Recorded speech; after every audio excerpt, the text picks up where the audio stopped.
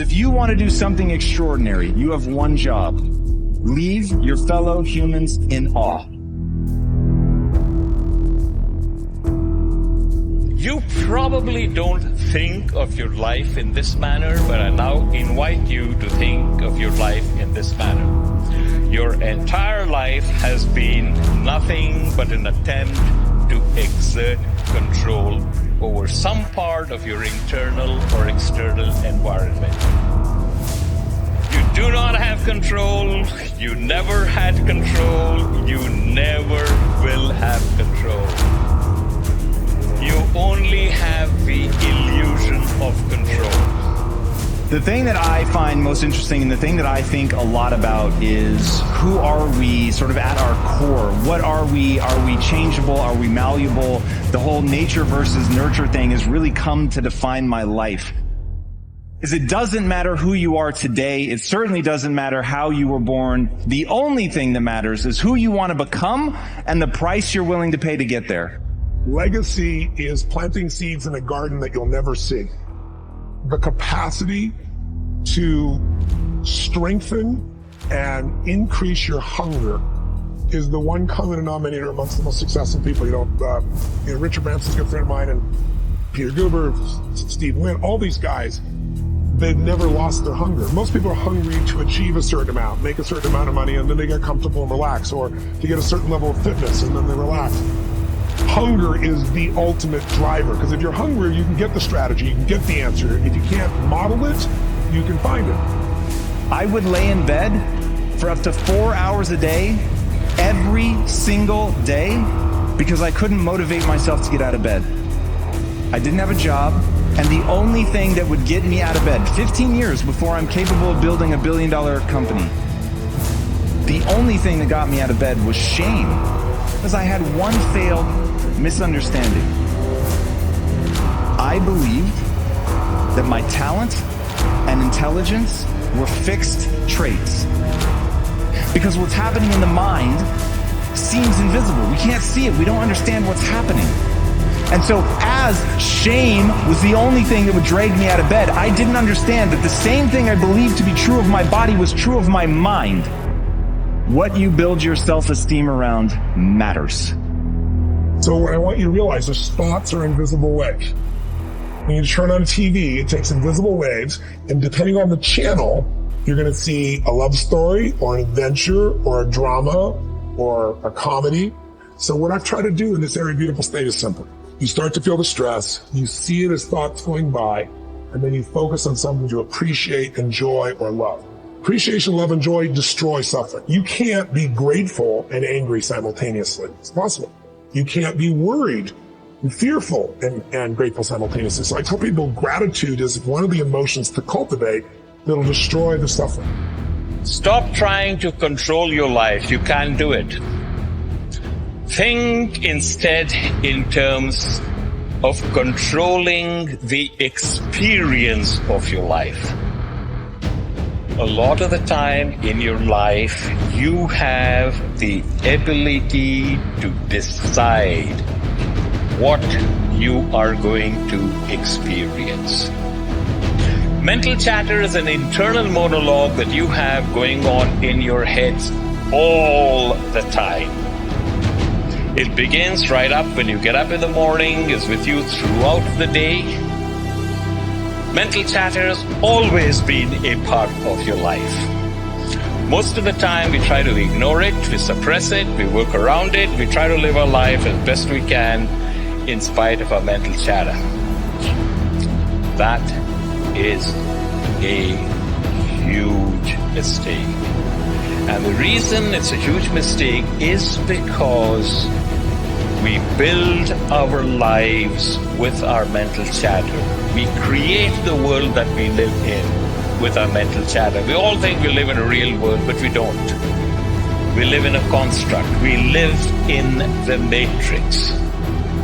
And whether you realize it or not, each and every one of you has something that sits at the core of how you feel about yourself. And from that, your identity, your sense of self-worth, your self-esteem, it is all built around that thing. Now, when you think about my job as a parent, as an entrepreneur, as an athlete, as a speaker, as a whatever you want to be, you've got to get so good at that thing that when people see you do it, you make them experience the most potent human emotion, and that is awe. To get that good is a terrifying journey of self-discovery and confronting who you really are. Because you cannot make change until you acknowledge where you're actually at. The most important decision of your life is deciding whether you're truly committed to being happy no matter what. Because life is going to throw all kinds of curveballs at all of us. There's the one thing that's in common in this lifetime is extreme stress. But it's just true. Someone you're going to care about is going to die. Someone's going to take advantage financially if you're not careful. You're going to find yourself in a position the government might change the rules and you can't do what you're doing before. Somebody call, like I've gotten a call saying you got a tumor in your brain. Those days alter you. So the greatest gift you could give yourself, besides making this life about love and making this life about giving, because to give you have to keep growing, is, I believe, to make that decision and say life is too short to suffer. We are all very good at shooting second arrows at ourselves. How many times have you laid yourself low? How many times have you berated yourself for taking some damn fool action in retrospect? How many times have you compared yourself unfavorably with someone else? We don't just shoot second arrows, we shoot third, fourth, fifth, sixth, and seventh arrows at ourselves. The important thing for you to note is the second arrow is always delivered by means of mental chatter. What you don't recognize is the stuff that you believe, which you have not subjected to the same scrutiny, is equally false. And that too will crumble. So the question to ask yourself is not, is this true or false, right or wrong, good or bad? The question to ask yourself is, does this model work for me in my life now better than what I am currently using? You get to build yourself in any direction you want, in any way, to become anything you want. There will be an extraordinary price to pay, but you can go in any direction. Now, I don't think that we're born blank slates, but we are so close to that. To worry about where your limits are is to miss how much you can improve. So focus on how much you can improve. There's an amazing quote by Alexander Solzhenitsyn, the author of the Gulag Archipelago. And what he said was, the line between good and evil runs through every human heart. The most important decision any human being has to make is whether they live in a friendly or a hostile universe. Decision.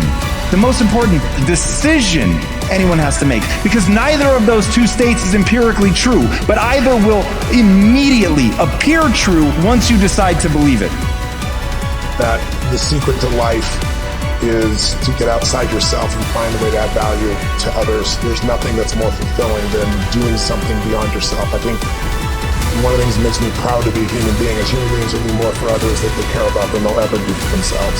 And when you tap into that, you have more energy than anybody else, you have more joy, you have more excitement, because as I always say, life supports whatever supports life. Motive matters. The idea of being obsessed with learning, growing, and adding value to me is the most important thing in life, because, the only way we're happy is by making progress. We grow and we feel alive. We give and we feel 10 times more alive. But you got to grow to have something to give.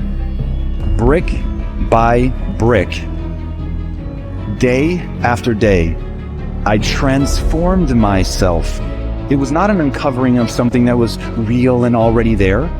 It was simply acknowledging I am a hopelessly average human, but humans are the ultimate adaptation machine.